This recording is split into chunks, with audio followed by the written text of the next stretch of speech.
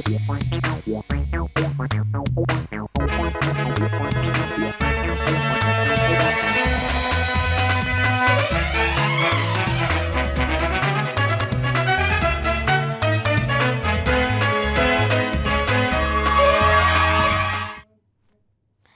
आप देख रहे हैं राष्ट्रीय समाचार में आपका साथ हिमानी। नजर डालते हैं आज के हेडलाइंस पर।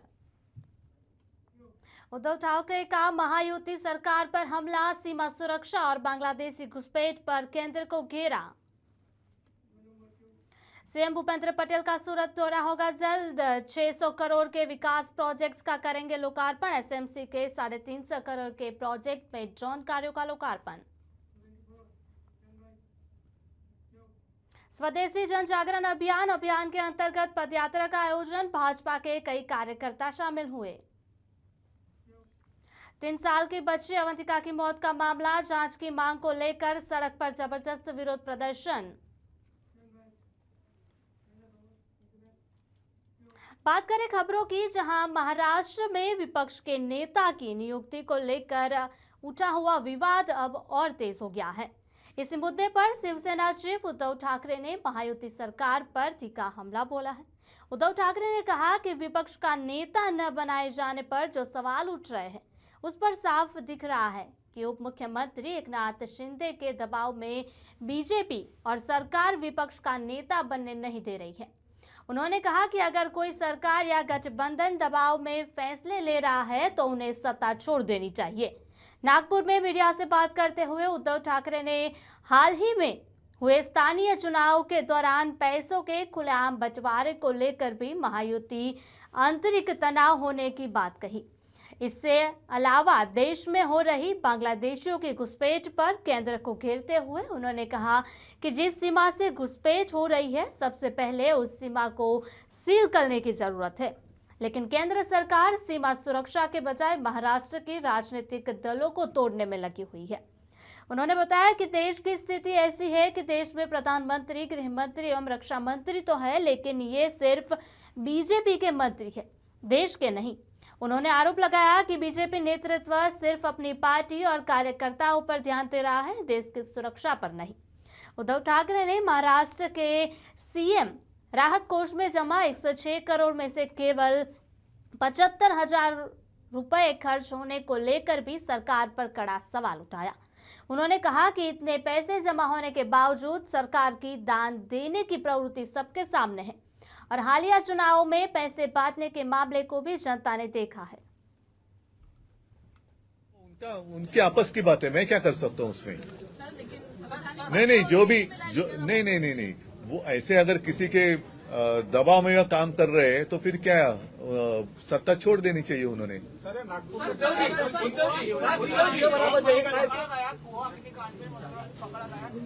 गोवा अग्निकांड में अरुण पकड़ा गया, नाना पटोले कहा उनका संबंध बीजेपी के साथ है। नहीं पता नहीं, मुझे पूछना पड़ेगा।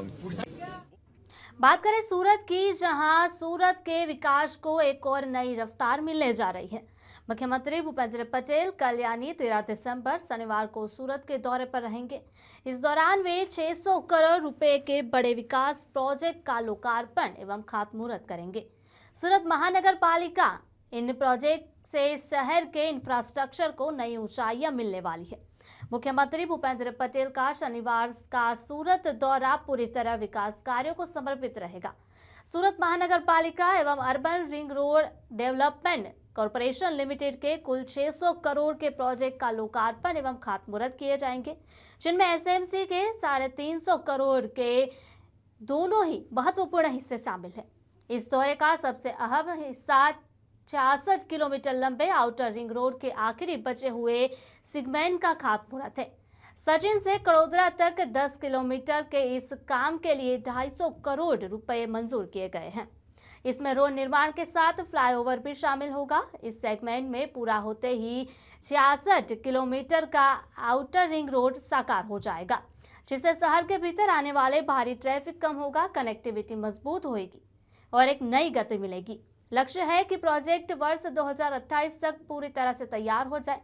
वहीं एसएमसी के 350 करोड़ के प्रोजेक्ट में 250 करोड़ के कार्यों का लोकार्पण किया जाएगा, जिनमें अधिकांश 248 करोड़ के ड्रेनेज प्रोजेक्ट शामिल हैं।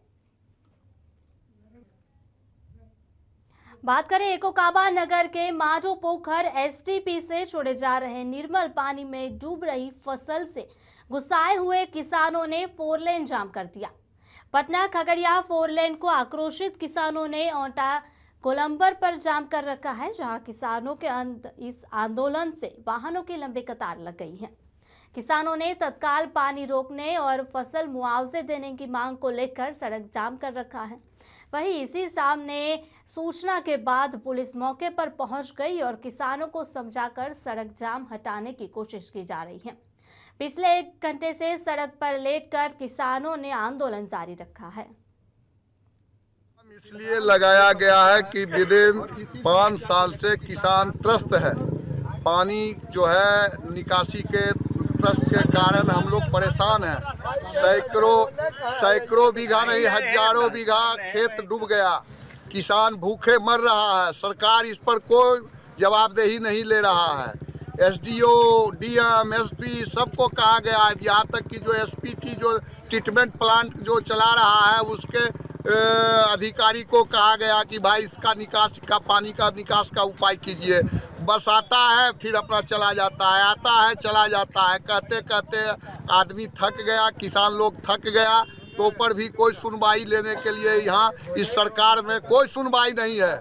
बस पेपर ही पेपर है, बाकी धरातल पर कोई काम नहीं है, कुछ नहीं है। और हम लोग किसान मर रहे हैं, कोई देखने वाला नहीं है। सैकड़ों बीघा जमीन, हजारों बीघा जमीन डूब गया है।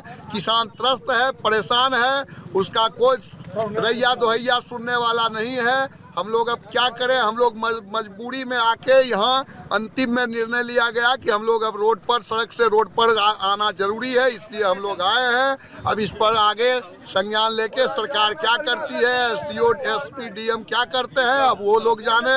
हम लोग का जो काम था उनको सूचना देने का सूचना दिया गया, सब कुछ किया गया, लेकिन अभी तक कोई उस पर सुनवाई नहीं हुआ है। बस यही बात कह के अपना भारतीय जनता पार्टी नालंदा की ओर से बिहार शरीफ के श्रम कल्याण केंद्र मैदान से आज स्वदेशी जन जागरण अभियान के अंतर्गत पदयात्रा का आयोजन किया गया।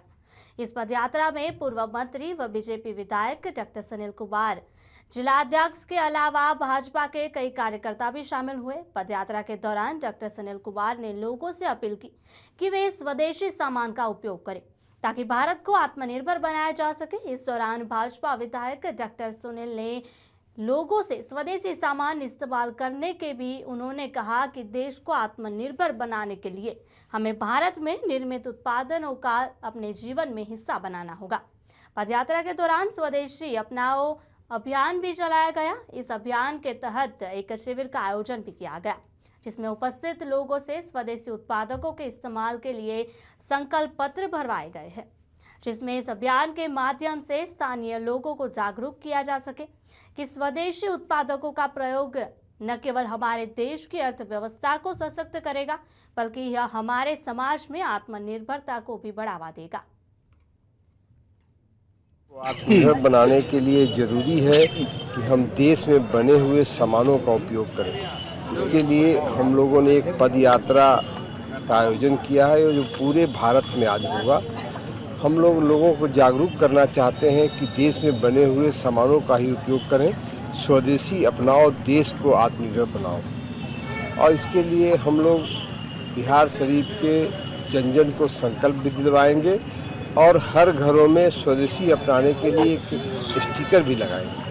प्रधानमंत्री लगातार स्वदेशी अपनाओ को लेकर भी वो भी लगातार मैसेज दे रहे हैं। प्रधानमंत्री जी के आह्वान पे ही ये योजना बनी है और पूरे देश में जन जागरण के दृष्टिकोण से ये कार्यक्रम बनाया गया। आज हम लोग श्रम कल्याण मैदान से लेकर आनंद मार्ग होते हुए अस्पताल चौराहा तक आज स्वदेशी हेतु आज हम लोगों ने पथ यात्रा किया। हर घर स्वदेशी अपनाएं और देश को विकसित देश बनाने हेतु हम लोगों ने ये अपना प्रयास कर रहे हैं। जन जागरण के द्वारा आज हम लोगों ने पथ यात्रा किया। सभी जगह दुकानदार भाइयों घर से मिलकर हम लोगों जनता से आग्रह किया कि देश में जो भी निर्मित सामान होते हैं हमारे देश भारत में, उसका ज़्यादा से ज़्यादा हम लोग उपयोग करें और आप लोग भी करें। इसी के चलते आज हम लोगों ने भारतीय जनता पार्टी सभी कार्यकर्ताओं के साथ, माननीय विधायक जी के साथ आज हम लोगों ने पथ यात्रा किया। इसका नेतृत्व हमारे जिला अध्यक्ष श्री राजेश कुमार जी के नेतृत्व में आज हम सबों ने पथ यात्रा किया। सुधीर कुमार, जिला उपाध्यक्ष भाजपा नालंदा। बात करें महाराष्ट्र और देश के वरिष्ठ नेता शरद चंद्र गोविंद पवार का 85वां जन्मदिन है। मुंबई के बाईबी चौहान सेंटर पर हजारों समर्थक उन्हें बधाई देने पहुंचे, जहां लोगों ने घंटों तक बारी बारी से फूल और सम्मान देकर उन्हें शुभकामनाएं भी दी। पवार के मुख्यालय और बेलाड पियर इलाके को बड़े पोस्टरों से सजाया गया। महाराष्ट्र के उप मुख्यमंत्री और उनके भतीजे अजित पवार ने भी उन्हें जन्मदिन की बधाई दी है। शरद पवार का राजनीतिक जीवन 60 वर्षों से अधिक लंबा रहा, तो उन्होंने राजनीति में कदम रखा, राष्ट्रवादी कांग्रेस पार्टी की स्थापना की और 3 बार महाराष्ट्र के मुख्यमंत्री भी रहे। केंद्र में भी उन्होंने कृषि एवं रक्षा मंत्रालय जैसे महत्वपूर्ण पद संभाले। विशेष रूप से कृषि मंत्री के रूप में उनका योगदान उल्लेखनीय माना जाता है। पूरे महाराष्ट्र में और देश में उन्हें जन्मदिन की शुभकामनाएं मिल रही हैं, जो उनकी लोकप्रियता और लंबे राजनीतिक जीवन का परिचायक है। पटना उच्च न्यायालय के अधिवक्ताओं ने 3 साल की बच्ची अवंतिका की मौत के मामले में न्यायिक जांच की मांग की है। इस मांग को लेकर सड़क पर जबरदस्त विरोध प्रदर्शन किया जा रहा है। अधिवक्ताओं ने पीएमसीएच के दोषी डॉक्टर के खिलाफ आक्रोश मार्च निकाला। यह मार्च पटना उच्च न्यायालय के गेट से गोलंबर तक निकला गया है। गौरतलब है कि अवंतिका रॉय के दोनों पैर में फ्रैक्चर होने के बाद 27 नवंबर को पटना के पीएमसीएच में एडमिट कराया गया था, जब एनेस्थेसिया के डबल डोज के कारण 6 दिनों के बाद यानी कि 6 दिसंबर को इलाज के क्रम में अवंतिका की मौत हो गई। इसके बाद अवंतिका के परिजनों ने पटना मेडिकल कॉलेज अस्पताल के डॉक्टरों पर लापरवाही का घोर आरोप लगाया था। परिजनों ने इसे हत्या का करार दिया है, जिसके बाद 9 तारीख को नानाराम सतेश रॉय ने अधीक्षक डॉक्टर ठाकुर से मुलाकात कर शिकायत की, जिसके बाद अधीक्षक ने 4 सदस्यीय इस समिति का गठन किया। इस समिति को 7 दिनों के भीतर रिपोर्ट सौंपनी थी, लेकिन कथित लापरवाह डॉक्टरों के खिलाफ अब तक कोई कार्यवाही नहीं की गई है। मेरी नतनी अवंतिका कुमारी देवी राय को वो खेल कूद में पैर फ्रैक्चर कर जाता है। मैं 27 नवंबर को इमरजेंसी वार्ड में एडमिट कराया, वहाँ दवा बीरो हुआ। उसके बाद 28 तारीख को ऑर्थो विभाग के महेश प्रसाद के यूनिट में ट्रांसफर किया गया। महेश प्रसाद और बेहोशी के दवा देने वाले डॉक्टर एनेस्थेसिया के डॉक्टर प्लस उनके जूनियर, ये 2 तारीख मंगलवार को 10 बजे ऑपरेशन थिएटर में ले जाते हैं और वहाँ पर हमारा परिजन अंदर में नहीं जाता है और ये लोग बेहोशी का दवा देते हैं और डबल डोज दे देते हैं और ऑपरेशन करते हैं। जब होश नहीं आता है तो डॉक्टर महेश प्रसाद हम लोगों को बुलाकर कहते हैं कि 1-2 घंटा में होश आ जाएगा, एनेस्थीसिया का दवा कहीं डोज अधिक पड़ गया है, और आईसीयू में अपने राहुल कुमार डॉक्टर के साथ आईसीयू में भेजता है। 2-3 घंटे में होश नहीं आता है तो टाटा विभाग के शिशु विभाग में वह ट्रांसफर करके भेजता है और मंगलवार 2 तारीख से हमारी नतनी वेंटिलेटर पर जाती है, 4 दिन सर्वाइव करती है और उसके बाद 6 तारीख को शनिवार के दिन 6 तारीख को 11:45 पर प्राण छूट जाता है। ये लोग आश्वासन देते हैं कि ठीक हो जाएगा, ठीक हो जाएगा। डॉक्टर महेश प्रसाद, 1 मिनट बाद, डॉक्टर महेश प्रसाद और चाइल्ड डिपार्टमेंट का भानु नारायण डॉक्टर, ये लोग कहते हैं कि मर गया तो क्या करें, मर गया तो क्या करें। ये लोग पैसा लेता है, ये लोग दलाल अपना रखे हुए हैं, ये लोग ठेकेदार रखे हुए हैं और पैसा वसूली करवाते हैं। जो पैसा नहीं देता है उसके मरीज को ये लोग मार देते हैं। पटना सिटी क्षेत्र के मेहंदीगंज थाना के रहने वाले 9वीं वर्ष का छात्रालय को अमर कुमार को दोस्तों ने घर से बुलाकर चौक थाना के इलाके में पीटकर अधमरा कर दिया। कुछ लोगों के द्वारा नालंदा मेडिकल कॉलेज अस्पताल में ले जाया गया, जहां डॉक्टर ने उसे मृत्यु घोषित कर दिया। परिजनों में काफी आक्रोश व्यापा हुआ है। 4 लोगों की गिरफ्तारियां भी हो चुकी है। प्रशासन पूछताछ कर रही है। बताया जा रहा है कि कल शाम में मृतक के युवक को कुछ दोस्तों के द्वारा बुलाया गया और बुलाकर मेहंदीगंज थाना से इनका जहां घर है वहां ले जाकर चौक थाना ले गए। चौक थाना के दायरे में इनको बांधकर पूरी तरह से पीटा गया। इतनी बुरी तरह से शरीर पर चोटों के बड़े बड़े निशान दिखाई दे रहे हैं। जहां अमर मैट्रिक परीक्षा की तैयारी कर रहा था, जैसा मृतक के पिता ने बतलाया। वहीं प्रशासन अभी जांच पड़ताल में जुटी है। जांच पड़ताल के बाद ही पता चलेगा कि मामला क्या है, क्यों उसको पीट कर मौत के घाट उतार दिया गया। इतनी बेरहमी से क्यों पीटा गया, जैसे लगता था कि पूरे शरीर में एक जगह भी ऐसा नहीं है जहां चोट के निशान नहीं थे। प्रशासन वहां बोलने से इनकार कर दिया। जांच पड़ताल की बात बताई जा रही है कि जांच के बाद ही क्लियर होगा कि इतनी बुरी तरह से क्यों पिटाई कर उसको मौत के घाट उतारा गया। बुला के ले गया सर, उसका नाम जय किशन था। दोस्त संग लेके बुला के ले गया और उसको जब कहाँ से बुला के ले गया? घर से बुला के ले गया सर। घर से उसको चौक जीरा पर ले गया और जीरा पर उसको छोड़ दिया। लड़का के सामने उठा के ले गया तो वो लड़का 1 घंटा बाद कॉल किया कि मेरे बड़का बच्चा को, तो भाई के ऐसा कर दिया। क्या कर दिया? उठा के ले गया है। उठा के ले गया, इतना बोला खाली। तो हम बच्चा कॉल के तो हम नाले पर थे, पूरा जीरा पर, नाला पर, चौक पर, मंगल तालाब सब खोज सर। हमको कोई अथी नहीं किया। फिर घर आके सब गार्जियन से मिल के सब थाना में गए सर। सब 6 बज गया होगा। पहले मेहंदीगंज थाना भेटा गया सर, ये पुल पर, अपना सिटी पुल पर। तो वो लेके आए मेहंदीगंज थाना। और मेहंदीगंज थाना लाया तो यहाँ कहें कि चौक थाना जाए। चौक थाना पर, चौक थाना गया सर। तो वहाँ कहें कि जो केस लिया है ना, वहाँ उतने में फिर जब वहाँ लिखवा रहा था आवेदन, तो मालूम है वो लड़का से हुआ कि एनएम से मेरा आपका बड़का बेटा भर्ती है। तो हम सब वहाँ से आवेदन के छोटा बेटा भर्ती है। बोले हैं कि मैंने मरा हुआ पाया कि मेरा परिवार, हम सब यहाँ चलाए सर। तो यहाँ बाद हुआ वही बॉडी देखे सर।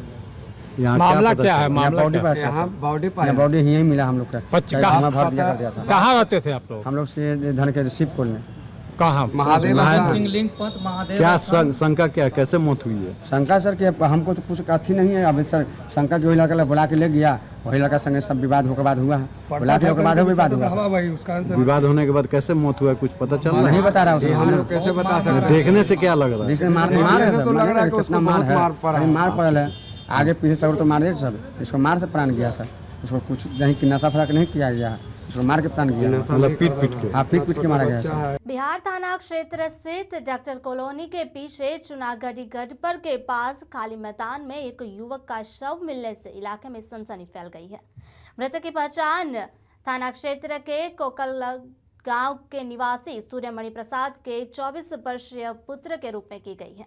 शव की हालत देखकर आशंका जताई जा रही है कि युवक की बेरहमी से पिटाई करने के बाद हत्या की गई हो, फिर रात के अंधेरे में कहीं से लाकर शव को सुनसान जगह पर फेंक दिया हो। मृतक के शरीर पर गंभीर चोट के भी निशान पाए गए हैं। सूचना मिलते ही स्थानीय लोगों की भीड़ घटनास्थल पर उमड़ पड़ी है। इसके बाद बिहार थाना पुलिस मौके पर पहुंची और शव को कब्जे में लेते हुए पोस्टमार्टम के लिए सदर अस्पताल भेजा गया है।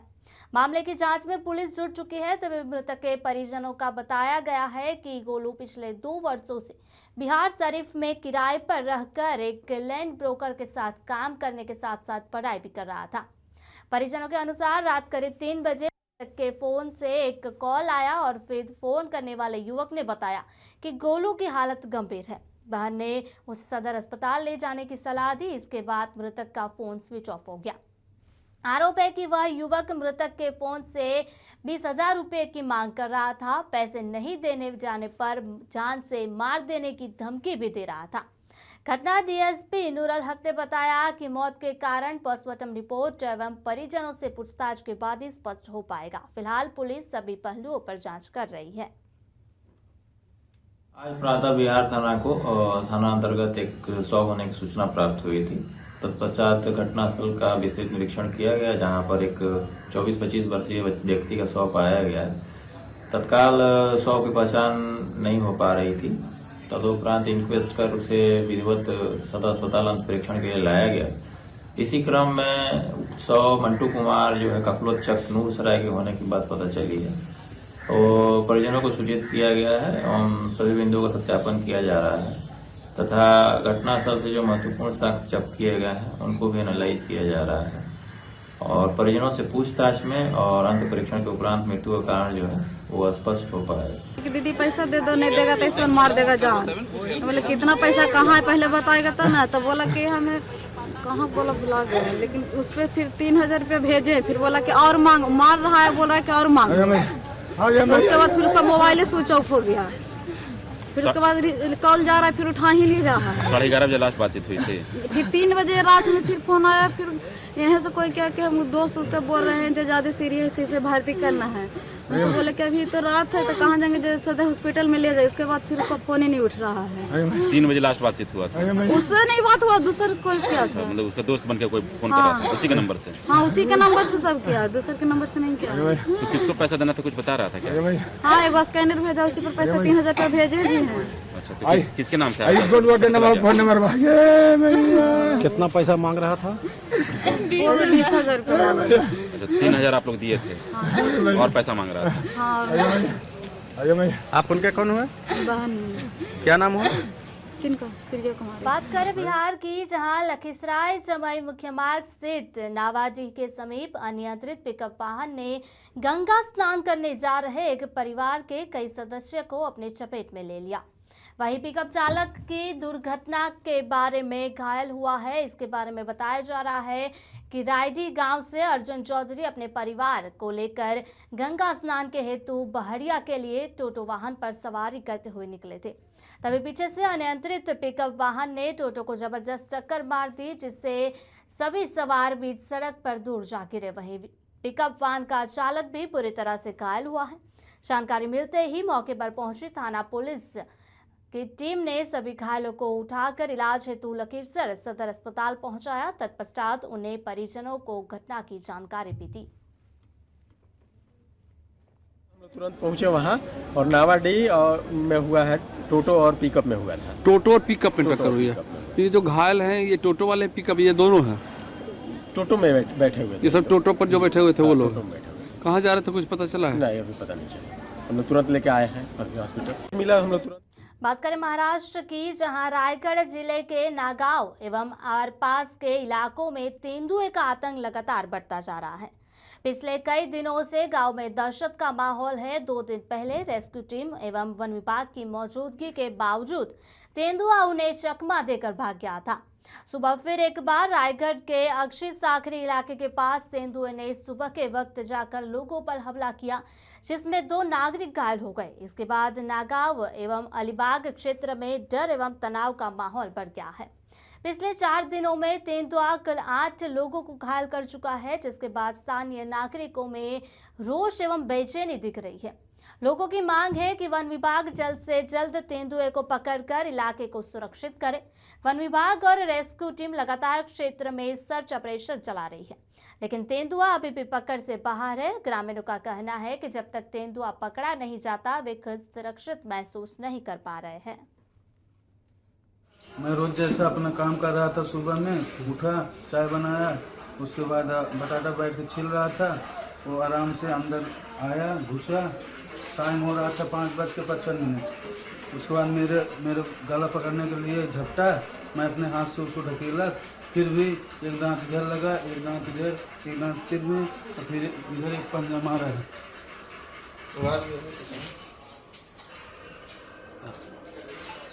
उसके बाद छलांग मार के ऊपर से निकल गया। मेरा नाम आनंद कुमार निषाद। आपकी पूंजी आपका अधिकार, इसके तहत 10 सालों से बंद पड़े बैंक खातों में जमा पूंजी को उनके हकदारों को सुपर्द किया जा रहा है। इस योजना के तहत आज कोडरमा के झुमरी तलैया स्थित शिव वाटिका में विशेष कार्यक्रम का आयोजन किया गया, जिसमें रिजर्व बैंक ऑफ इंडिया के प्रतिनिधि के साथ अन्य बैंकों के भी अधिकारी शामिल हुए। इस मौके पर अलग अलग बैंकों की ओर से स्टॉल भी लगाया गया, जहां बंद पड़े बैंक खातों के हकदार अपना हक पाने एवं अपने बंद पड़े खातों से जुड़ी जानकारी लेने के लिए उपस्थित हुए थे। जिन लोगों ने अपने पूर्वजों के नाम से बंद पड़े बैंक खातों में पुनर्जीवित करने एवं उसमें जमा पूंजी का हक पाने के लिए आवेदन किया, उनमें से कई आवेदनों के निस्तारण के बाद उन हकदारों के बीच में बैंकों में जमा पूंजी का क्लेम सेटलमेंट करते हुए लाभुकों के बीच प्रमाण पत्र भी वितरित किए गए। मौके पर उपस्थित रिजर्व बैंक ऑफ इंडिया के प्रतिनिधि संतोष कुमार सिन्हा ने बताया कि कोडरमा जिले में 90,000 बैंक खाता इनएक्टिव है और इनमें तकरीबन 33 करोड़ रुपए जमा है। उन्होंने बताया कि कार्यक्रम में खातेदारों के असली हकदारों के बीच तकरीबन 2.5 करोड़ रुपए का क्लेम सेटलमेंट करते हुए उन हकदारों के बीच राशि हस्तांतरण किया जा रहा है। वहीं दूसरी तरफ क्लेम सेटलमेंट के बाद लाभुक खुश नजर आ रहे हैं और उन्होंने अपने पूर्वजों का हक दिलाने के लिए पीएम मोदी का आभार भी जताया है। बैंक में आप अकाउंट खोलते हैं तो इस विश्वास के साथ खोलते हैं कि जब मैं मुसीबत में रहूंगा या मेरे परिवार वाले मुसीबत में रहेंगे तो ये पैसा हमें काम में आएगा। लेकिन किसी कारणवश उस खाते में संचालन नहीं हो पाता है एंड वो व्यक्ति की कभी कभी मृत्यु भी किसी केस में हो जाती है और उनके परिवार वाले को पता भी नहीं रहता है कि मेरे फोर फादर या फादर ये पैसा छोड़ करके गए थे। तो रिजर्व बैंक का ऐसा नियम है कि अगर किसी भी खाते में 10 साल तक कोई भी संचालन नहीं हो रहा है तो वो पैसा रिजर्व बैंक को चला जाता है बैंकों के द्वारा। ये प्रक्रिया हर महीने होती है। लगभग 90,000 अकाउंट्स हैं जो कि अमाउंट 32-33 करोड़ के आसपास है। जी रिलीज भी किए गए आज, जैसा एलडीएम साहब ने बताया, लगभग 2.5 करोड़ आज मतलब जिनके जो असली हकदार थे उनको वापस किया गया। मेरा पैसा बहुत दिन से डीप अकाउंट में पड़ा हुआ था। आज माननीय श्री नरेंद्र मोदी जी के द्वारा पहल करने पर पैसा सभी को जो डेप अकाउंट में चला गया था वो रिटर्न मिल गया, जो भविष्य में अपना उन लोग कभी भी किसी भी तरह का उस पैसे का उपयोग कर सकते।